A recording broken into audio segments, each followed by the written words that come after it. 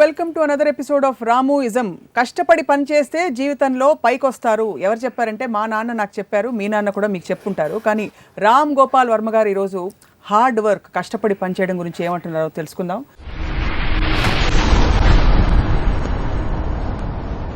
వర్మ గారు నమస్కారం, వెల్కమ్. మీరు ఇష్టపడి పైకి వచ్చారా, కష్టపడి పైకి వచ్చారా?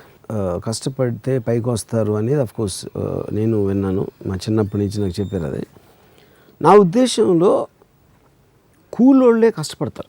సక్సెస్ఫుల్ అయిన వాళ్ళు ఎవ్వరు కూడా కష్టపడరు, వాళ్ళు తెలివితో వేరే వాళ్ళని కష్టపడిస్తారు. అది యాక్చువల్ ట్రూత్ ఆఫ్ లైఫ్. అది దీనికి ఎగ్జాంపుల్ నేను ఏమిస్తానంటే, ఒక first of all the word కష్టపడటం అనే వర్డ్లోనే ఒక నెగిటివిజం ఉందని నా ఫీలింగ్. అది పేరెంట్స్కి తెలీదు, టీచర్స్కి తెలీదు, మన పెద్దలు ఎవరు దాన్ని అర్థం చేసుకోరు. ఇప్పుడు నాకు ఫస్ట్ గుర్తుంది, పొద్దున్న 5 గంటలు లేచి కష్టపడి చదివితే నీకు మంచి మార్కులు వస్తాయి అని నా తాతయ్య, మా నాన్నగారు, మా మదర్ చెప్పేవారు. నువ్వే కష్టపడి అని చెప్తే already you are putting a negative element in the child's mind. ఎందుకంటే వర్క్ అనేది నా డెఫినేషన్లో ఏంటంటే, it's something you have to do, చెయ్యాలి కనుక చేస్తున్నావు. యూ వాంట్ టు డూ అంటే అప్పుడు అది ఇష్టం అవుతుంది. ఇందాక మీరు చెప్పింది కరెక్ట్. కష్టపడాలో డిఫరెన్స్ ఏంటంటే, ఇష్టపడనేది వాంటింగ్ టు డూ, కష్టపడనేది హ్యావింగ్ టు డూ. నువ్వు చేస్తేరా, నువ్వు బాగా కష్టపడి చదువుకుంటే నీకు సినిమా చూపిస్తానే అంటే, సినిమా అనేది ప్లెజరబుల్ ఎలిమెంటు, చదవటం అనేది ఒక నెగిటివ్ ఎలిమెంట్ అనేది మీరే ఫస్ట్ పెట్టేస్తున్నారు మైండ్లో.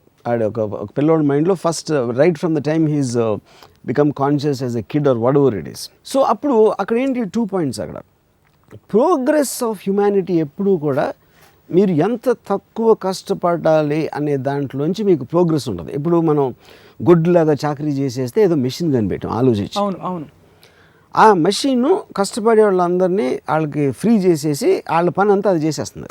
సో అది మీరు ఆ డిగ్రీ అని తక్కువ మొత్తం కష్టం అంతా మెషిన్స్ అలాంటి దానికి మనం అప్పగించి రోజు వచ్చినప్పుడు the world will really be the most advance place in every which way. కష్టపడటం అని చేయకూడదు ఎవడు అసలు. ఇప్పుడు ఇంకో ఎగ్జాంపుల్ ఇస్తానంటే, ఇప్పుడు కష్టపడకుండా ఏంటి మీరు చేస్తున్నారు, ఒక డెసిషన్. నాకు ఈ మధ్యన నాకు తెలిసిన ఒక హీరో ఒక సినిమా చేశాడు, అది ఆడలేదు సినిమా. తను నాకు ఒక మెసేజ్ ఏం పెట్టాడంటే, ఈ సినిమా ఫెయిల్ అవ్వటం, I won't let it put me down, I will work more harder for the next film అని పెట్టాడు. తను ఏదో ఒక ఎమోషన్ ఫీల్ అయ్యి ఇంకా హార్డ్ వర్క్ చేస్తాను నెక్స్ట్ సినిమాకి, దీనివల్ల నేను డిప్రెషన్లో ఉన్నాను. నేను తనకు ఫోన్ చేసి చెప్పాను, అంటే ఇంకా హార్డ్ వర్క్ అంటే ఈ సినిమాకి 7 గంటలు లేస్తే దాన్ని 4 గంటలు లేస్తావా, లేకపోతే నీకు ఇందులో నీకు 5 ప్యాక్లు ఉంటే 7 ప్యాక్లు ట్రై చేస్తావా, ఇంకో గంట సేపు ఎక్కువ జిమ్లో ఎక్సర్సైజ్ చేసి, వాట్ యూ మీన్ కష్టపడటం ఏంటి? దాంట్లో నువ్వు ఒక డెసిషన్ తీసుకున్నావు ఒక సినిమా చేయడానికి, ఒక డైరెక్టర్ మీద డెసిషన్ తీసుకున్నావు, ఈ సీన్ ఎట్లా చేయాలని కొన్ని నిర్ణయాలు తీసుకున్నావు. ఆ నిర్ణయాలు తప్పైనాయి. ఆ నిర్ణయాలకి కష్టానికి ఏంటి అసలు? దానికి no, it is about decisions. ఇప్పుడు నన్ను శివాలో ఒక సాంగ్ ఉంది, లెక్కలు ఎక్కాలు తెలవని వాళ్ళు లక్కుతోటి లక్షలను మునుగుతారు. అంటే ఇప్పుడు ఏంటి, కష్టపడి చదివే వాళ్ళందరూ కూడా ఎవరు వాళ్ళ దగ్గర పని చేస్తారు. సో ఇప్పుడు మనం పని అనేది డిఫైన్ చేయాలి. ఇప్పుడు ముఖేష్ అంబానీ పని చేస్తాడా? అఫ్కోర్స్ చేస్తాడు. అప్పుడు మీరు పని, ఇప్పుడు ముఖేష్ అంబానీ కూర్చుని ఒక ఇది ఉంది, ఇక్కడ ఉంది, ఇది ఇక్కడ డైవర్ట్ చేయండి, లేకపోతే ఈ ఫలానా ఎనర్జీకి మనకు మంచిది ఉంటుంది, దానికి కొంతమంది పెడతారు, మీరు స్టడీ చేయండి. అదే అప్పుడు ఆ కష్టం ఎక్కువ, లేకపోతే గొడ్డులా కష్టపడటం ఎక్కువ. సో అది డిఫరెన్స్. కానీ మనకేంటి, మన చిన్నప్పటి నుంచి మన పేరెంట్స్ అందరూ గొడ్డులా కష్టపడటం నేర్పిస్తారు. They will not let us think. That is the fundamental problem. Yeah, I mean అది వర్క్ అవ్వదు. ఇప్పుడు ఆయన ఎంజాయ్ చేస్తాడు, Mukesh Ambani will enjoy doing it. తను స్ట్రెస్ ఫీల్ అవ్వడు, ఎందుకంటే is making things grow.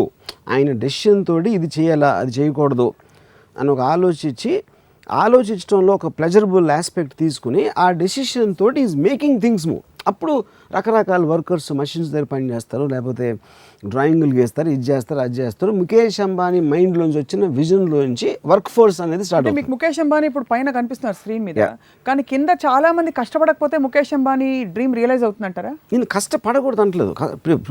Point is not about, అంటే మీది అది మైండ్ సెట్ అని చెప్పేది. కష్టం ఇప్పుడు ఫర్ ఎగ్జాంపుల్ ఇప్పుడు మా మదర్ కానీ మా గ్రాండ్ ఫాదర్ కానీ చదువుకోవటం అనేది ఒక ప్లెజరబుల్ థింగ్ లాగా నాకు చెప్పాను అనుకోండి, కష్టం అనే మాట తీసేసి.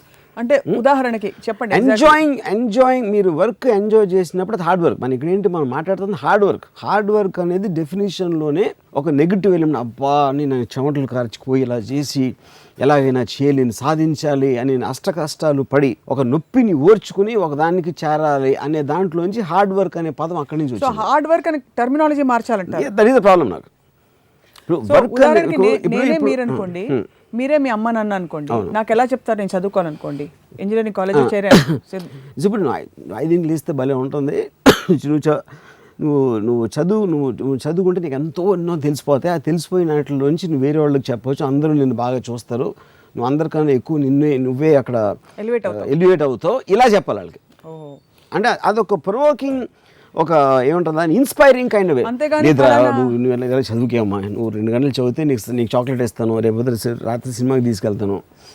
థామస్ ఆల్వా ఎడిసన్ పొద్దున్నే లేచి 3 గంటలు చదువుకున్నారు, ఇలాంటివన్నీ ఉండవు. అది ఇవన్నీ కూడా చెప్తారు, కానీ థామస్ ఆల్వా ఎడిసన్ 3 గంటలకి పాయింట్. ఇప్పుడు దీనికి కనెక్టింగ్ పాయింట్ ఏంటి మనకి ఇక్కడ? ఇప్పుడు నేను కాలేజీలో కానీ స్కూల్లో కానీ చదువుకున్నప్పుడు ఎంతసేపు మార్కులు తెచ్చుకో, కష్టపడి చదివితే నీకు 70% 80 ఆ టైంలో ఏది ఎక్కువ వస్తే నీకు నెక్స్ట్ సీట్ వస్తుంది, లేకపోతే ఉద్యోగం వస్తుంది, ఇలాంటివి.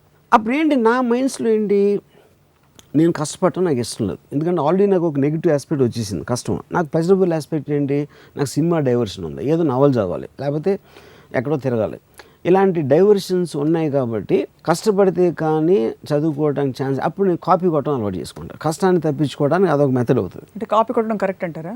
కాదు, నేను అది వాళ్ళే ఇస్తున్నారంటున్నా, వాళ్ళే ఆ పరిస్థితి మీకు కల్పిస్తున్నారు, ఆ పరిస్థితి నాకు కల్పిస్తున్నారు, అలా ఆలోచించేటట్టు చేస్తున్నారు. అప్పుడు దాని బదులు ఇప్పుడు బై హార్ట్ అనేది ఎక్కడి నుంచి వచ్చింది? గబగబగా నేను కష్టపడి దాన్ని 10 సార్లు బట్టి కొట్టేసి ఎగ్జామ్ రాశాను. బట్టి కొట్టడం అంటే ఏంటి, మీకు అర్థం చేసుకోవట్లేదు దాన్ని, you are trying to memorize aspect. ఎప్పుడైతే మీరు ఇచ్చిన చదువుని అర్థం చేసుకున్నప్పుడు బట్టి కొట్టాల్సిన అవసరం లేదు. బట్టి అనేది కష్టం, అది కొట్టేసి గబుక్కుని రాసేసి ఆ రోజు ఎంతో మార్కులు వచ్చేసినాయి, నెక్స్ట్ క్లాస్కి వెళ్ళిపోయాను. దీని బదులు అసలు చదువు అనేది మార్కుల కోసం కాదు, చదువు అంటే ఎడ్యుకేషన్ అనే దాని meaning you to be educated. ఎందుకంటే నువ్వు మామూలుగా ఏమీ తెలియకుండా పుట్టి నీకు ఎంత నాలెడ్జ్ రావాలి, ఇంత ఇంటెలిజెన్స్ అనలిటికల్ పవర్ రావాలి అనేది ఉద్దేశం, కానీ మార్కులు అనేది సైడ్ ఎఫెక్ట్ అని చెప్పాలి పేరెంట్స్. అలా చెప్పకుండా పైగా నెత్తిని రుద్దుతారు 94.5. అది వాళ్ళు మార్కులు చెప్పి నువ్వు అంత కష్టపడిపోతే మార్కులు రావని, కష్టానికి దాని మెజర్మెంట్ మార్కులు చెప్తారు. So that is when you are first of all you putting a pressure. Already నువ్వు చాలా కష్టపడాలి. అంటే ఇందాక నుంచి మనం మాట్లాడుతున్నది in the context of student life మాట్లాడుతున్నాం ఎక్కువ, బికాస్ చదువు సేమ్ థింగ్ ఎక్స్టెండ్స్. ఎందుకంటే మనకి ప్రోగ్రామింగ్ అక్కడే స్టార్ట్ అవుతుంది కదా. మనకి టోటల్గా ఫస్ట్ టైము కష్టం అనే వర్డ్ మనం చిన్నప్పుడే వింటాం. చిన్నప్పుడు ఎలాగో మనకి పని చెప్పారు కాబట్టి చదువుకోవడం అనేది దాంట్లోనే కష్టం అనే వర్డ్ వస్తుంది. ఫస్ట్ టైం మన ఒపీనియన్స్ ఫామ్ అయ్యే వయసులో వచ్చేది చదువుకి రిలేటెడ్ ఉంటుంది కష్టం. మీరు పెద్ద అయిన తర్వాత మీకు పని, మీరు ఉద్యోగం, లేకపోతే మీరు చేసే మెకానిక్ పను, ఈ పను, కూలి పను, ఏదో పని, వడవర్ పని, దాంట్లోంచి సెకండ్ డిగ్రీ ఆఫ్ కష్టం. కష్టపడి పని చేయడం ఇంతవరకు అర్థమైంది. కూలి పని రెఫర్ చేస్తే ఫిజికల్ లేబర్కి, మాన్యువల్ లేబర్కి మాత్రమే వాడాలి, మిగిలిన పనులన్నిటికీ కష్టపడి పని చేయడం స్టేట్ ఆఫ్ మైండ్ అన్నాను. ఇప్పుడు సపోజ్ బ్రూస్లీ 8 గంటలు ప్రాక్టీస్ చేసి చూడండి మార్షల్ ఆర్ట్స్, అది ఫిజికల్ కష్టమే కాదు, ఫిజికల్, కానీ he use to enjoy it. ఎందుకో తను ఎవరు గన్ను పెట్టట్లా, తను ఇష్టపడి తనకు ఒక అబ్సెషన్ అయింది కాబట్టి ఆ పంచింగ్ బ్యాగ్ కొట్టు, ఇది చేసు అది చేసు ఏదో చేస్తున్నాడు బ్రూస్లీ. నేను నా కెరీర్ పక్కన పెట్టండి, నేను 87లోనే ఎప్పుడు నేను 86-87 ఆ టైంలో వీడియో లైబ్రరీ పెట్టాను. 86 నుంచి 2016 ఇప్పుడు అంటే 30 ఇయర్స్లో నేను ఒక్కరోజు హాలిడే తీసుకోలేదు. I never went for a holiday. I work every day on Sundays, holidays and everything. కానీ ఏంటి ఇది వర్క్ అంటే ఎలా డిఫైన్ చేస్తాను? Because I love to do it. నన్ను ఎవరు చేయమని అంటలా, నేను చేస్తున్నా నా ఇష్టంతో. So actually I'm on continuous holiday నా ప్రకారం. You don't miss having holiday. You don't feel the need for a holiday. In fact నాకు ఎప్పుడైనా గబుక్కుని సడన్గా ఏదో రీజన్తో షెడ్యూల్ క్యాన్సిల్ అయిపోయి నేను ప్రిపేర్ అవ్వకుండా వర్క్ లేకపోతే నాకు పిచ్చిపోతుంది అసలు. అప్పుడు అది నాకు కష్టం. నాకు వర్క్ లేకపోవడం నాకు చాలా పెద్ద హార్డ్ వర్క్. నాకు అది when I'm doing work I'm almost enjoying it like A pleasure. It is like it gives me high. అప్పుడు అది కష్టపడడం అనే డెఫినేషన్ కిందకి రాదు అసలు. ఆ మొమెంటం తగ్గిపోతే ఇన్ఫాక్ట్ అది కష్టం అవుతుంది మీకు. ఏది ఆ మొమెంటం? కరెక్ట్. చేసేది కబుక్కుని నన్ను ఎవరో ఆఫీసర్ అనుకోండి, ఏదో ఒక పరిస్థితి, ఒక పర్టికులర్ సిచ్యువేషన్ వలన ఈ రోజు నాకు వర్క్ ఉండదు. ఫర్ ఎగ్జాంపుల్ వర్షం వచ్చేసింది, హెవీ రెయిన్ వచ్చేసి బయటికి వెళ్ళడానికి వీల్లేదు, కరెంట్ పోయింది, నేను సినిమా కూడా చూడలేను, సినిమా తీయలేను బయటికి వెళ్ళి. అప్పుడు సడన్గా నా మైండ్ బ్లాంక్ అయిపోయి I feel it very hard. Extreme rare కేసులో నాకు ఏదో ఫీవర్ వచ్చి if I have to be on the bed for 2 days also I will die, అంటే ఏం చేయట్లేదని. సో ఇప్పుడు ఆ డెఫినేషన్లో గుడ్డులాగా కష్టపడతాను. మా మదర్ కూడా అంటున్నాను, రాము కష్టపడినంత అసలు ఎవ్వడు పడడు, కానీ అంటే తన ఉద్దేశంలో అది. ఎందుకంటే అంటే ఇది మీకు నచ్చిన రంగంలో మీరు ఉన్నారు కాబట్టి, అది నేను నచ్చింది నేను చేస్తున్నాను, అంటే నాకు ఇష్టపడి చేస్తున్నాను కాబట్టి అది నాకు కష్టం అనిపిస్తుంది. ఇదే మీరు సపోజ్ అక్కడ ఇంజనీరింగ్ కాలేజ్ డిగ్రీ తీసుకుని బయటకు వచ్చి ఒక ఐ డోంట్ నో మీరు ఏ విభాగంలో ఇంజనీర్ అయ్యేవారు, ఇలాగే ఉండేవారా? ఇప్పుడు నేను ఇంజనీరింగ్ కాలేజ్లో కష్టపడింది ఎప్పుడంటే నాకు చాలా లో అటెండెన్స్ ఉండేది. నేను కాలేజ్లో ఏదో ఒక మినిమం అటెండెన్స్ ఉండాలి కాబట్టి ఒక కొన్ని క్లాసులన్నా అటెండ్ అవ్వాల్సిన అవసరం ఉండి వెళ్ళేవాడిని కొన్ని క్లాసులకి. అక్కడ లాస్ట్ బెంచ్లో కూర్చుని నవల్స్ చదివాడిని. కానీ అప్పుడప్పుడు లెక్చర్ వస్తాడు కాబట్టి అది కొంచెం అటే చూస్తూ ఉండాలి కాబట్టి దాన్ని దాయటానికి మళ్ళీ తీయటానికి ఈ ఎఫర్ట్ ఏదైతే పెట్టానో అది ఒక్కటే నా లైఫ్లో నేను పడిన కష్టం, అదొకటే. అంతకు మించి నేను ఎప్పుడూ ఏం కష్టపడలేదు. యూనో అప్పుడు ఎందుకు నేను కాలేజ్ ఎగ్గొట్టడం నా ఇష్టంతో, సినిమాలు చూడటం నా ఇష్టంతో, ఏది నేను ఏమి చేసినా కూడా నా ఇష్టంతో చేశాను కాబట్టి కష్టం అనే దానికి నాకు సంబంధమే లేదు ఎక్సెప్ట్ ఫర్ దట్ పార్ట్. కష్టపడడం అనేది విజయానికి, ప్రపంచంలో మనుగడ సాగించడానికి, ఫర్ ఎగ్జిస్టెన్స్, ఫర్ సర్వైవల్ ముడిపెట్టారు. మీకు ఎప్పుడు ఈ సర్వైవల్ క్వశ్చన్స్ రాలేదా? నాకు డబ్బులు ఎవరు ఇస్తారు? ఇదంతా ఎవరు చేశారంటే, ఇప్పుడు ఇందాక చెప్పాను కదా, వేరే వాళ్ళని మన కోసం పని చేయించాలి అనే తెలివి ఉన్నాడు ఇది రుద్దాడు అందరి మీద. బాగా కష్టపడితే నువ్వు పైకి వస్తావరా, ఎక్కడ నీకు సుబ్రహ్మణ్యుడి దగ్గర ఉద్యోగం వచ్చేస్తుంది అని చెప్పి మా తాతయ్య చెప్పారు కదా నాకు. అంటే ఎందుకు అది కూడా ఎందుకు, సుబ్రహ్మణ్యరెడ్డి గారు as a contractor I might pay more than a government job. అది దానికి లింక్ అక్కడ ఏదో ఉంటుంది. So is it real? It is true of course. చెప్పారు.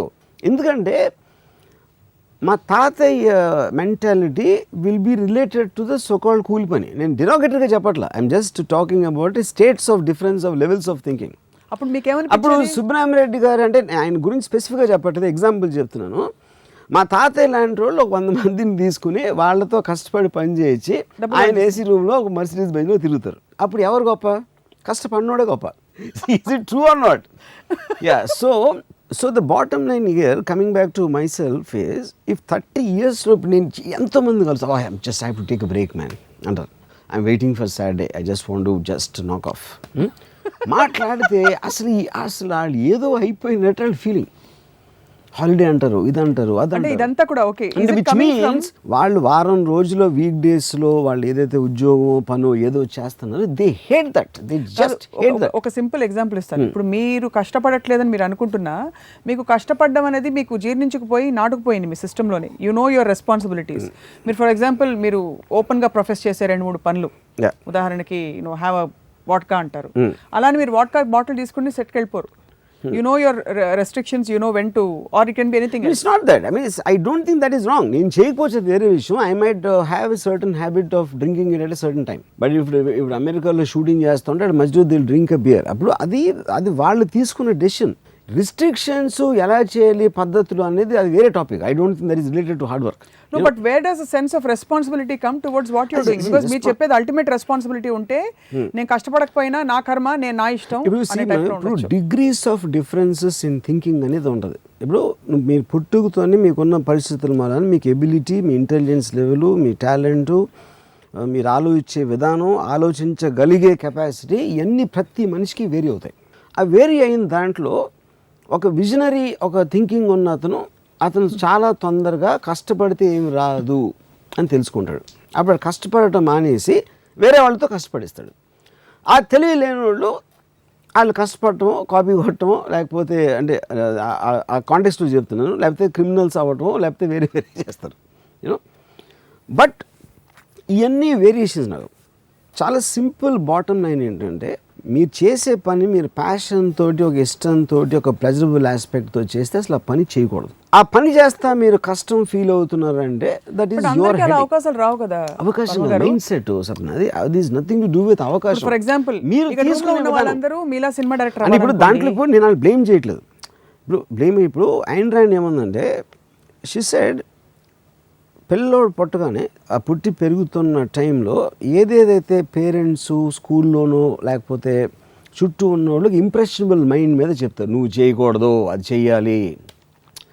ఇప్పుడు నేను ఇంజనీరింగ్ 5 సంవత్సరాలు నేను చదివా, అంటే 1 సంవత్సరం ఫెయిల్ అయ్యాను, అందుకని 5 సంవత్సరాలు అయింది, 4-5 సంవత్సరాలు అయింది. నాకు ఇప్పుడు అసలు సిమెంట్ కాంక్రీట్ మిక్చర్ ఏంటో తెలియదు నాకు. అంటే అది ఎవరో మీరు బేస్ కూలర్ కూడా తెలుస్తుంది, ఎంత కంకర పెట్టాలి, సిమెంట్ పెట్టాలి అని ఆ టైంలో ఉన్న బిల్డింగ్ టెక్నాలజీ నేను చెప్పేది.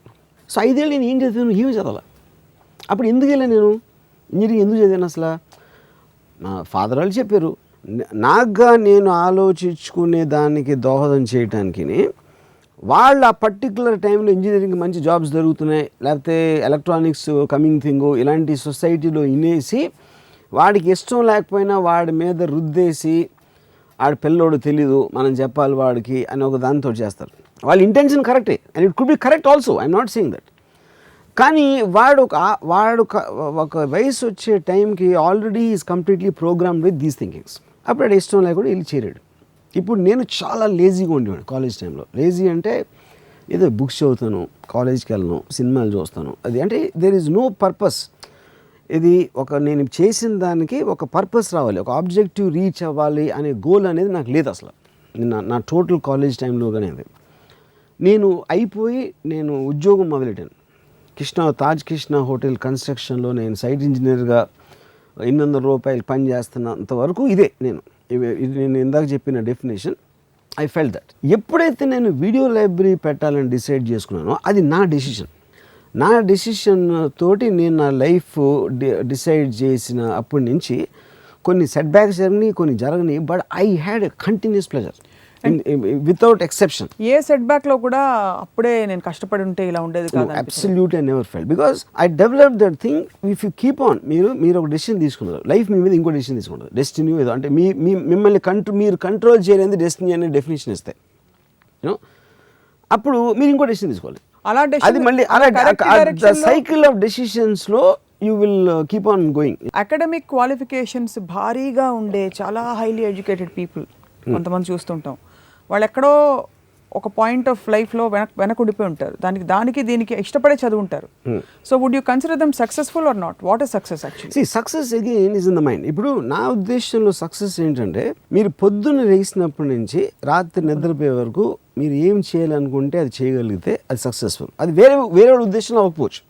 కొంతమందికి సక్సెస్ అనేది మీ దగ్గర బ్యాంకులో ఎన్ని కోట్లు ఉన్నాయి, మీకు ఆస్తులు ఎన్ని ఉన్నాయి అవ్వచ్చు, ఇంకొకటికి ఫేమ్ అవ్వచ్చు, ఇంకోటి ఏదో అవ్వచ్చు. దొంగ పొద్దునే బయలుదేరి నేను వాడు 10 దొంగతనాలు చేయాలనుకుంటే 10 చేస్తే 100% సక్సెస్ఫుల్. 100%. ఎందుకంటే వాడు తీసుకున్న డెసిషన్ అది, and is willing to face the consequences. దానికి పోలీసులు పట్టుకుంటారా, ఎవరినో కొడతారా, ఏమవుతుంది అని వాడు కాన్సిక్వెన్సెస్ వాడికి తెలుసు. నేను సినిమా తీస్తున్నా, అది ఫ్లాప్ అవ్వచ్చు, హిట్ అవ్వచ్చు, కానీ డెసిషన్ నాది. సో నేను తీసుకున్న డెసిషన్కి పర్యవసనం ఏంటి అనేది నేను ఎదుర్కొనే నాకు నాలెడ్జ్ ఉండి దానికి నేను ప్రిపేర్ అయ్యి ఉంటే ఇట్ ఈస్ అబ్సల్యూట్లీ ఫైన్. నిజంగా నేను తీసుకునే డెసిషన్కి ఏమిటని చెప్పి అలా మొత్తం రూట్ మ్యాప్ కనిపిస్తుంది అంటారు అందరికీ? రూట్ మ్యాప్ అవసరం లేదన్న. మీకు షార్ట్ టర్మ్ ఇప్పుడు నా decision. Do you think people have the mental maturity to understand repercussions of their decisions? Everybody will have maturity, but in varying degrees. And ఇప్పుడు ఒక సింపుల్ ఎగ్జాంపుల్, నా కజిన్ ఒకటి ఉన్నాడు, ఆడు నాతో వచ్చే జన్మ అయినా నీళ్ళ బతుకుతున్నాడు. వచ్చే జన్మ వరకు ఎందుకు వెయిట్ చేయాలి అంటే, బికాజ్ ఇప్పుడు తను ఎక్కడో తన లాజికల్ కాన్షియస్ మైండ్ నేను చెప్పేది కరెక్టు అని ఒక ఫీలింగ్ ఉంటుంది. కానీ వాడి ప్రోగ్రామ్ మైండ్ వాళ్ళ మదర్ చెప్పింది, ఫాదర్ చెప్పింది, ఆడ ఉన్న ఫ్యామిలీ బ్యాక్గ్రౌండ్, వాడి వైఫ్, ఇలాంటివన్నీ ఉంటాయి ఎలిమెంట్స్. ఈ ఎలిమెంట్స్ అన్నీ ఉన్నప్పుడు మీరు ఎగ్జాక్ట్గా మీరు అనుకున్నది చేయడానికి కుదరదు. నీషే ఉన్నాడంటే, like the camel is man, he kneels down and lets himself be well laden with burdens of emotions and responsibilities and all commitments, and then he says life is hard to bear. అమ్మా జీవితం భారం అయిపోయిందిరా, మొయిలేపోతారు. కానీ ఆ బరువులు నువ్వే పెట్టుకున్నావు. సుబ్బారావు, బరువులు మనమే పెట్టుకున్నాం అంటే కొన్ని పరిస్థితుల వల్ల బరువులు వస్తాయి, అదేంటి అన్ని పడేసి పారిపోవాలా?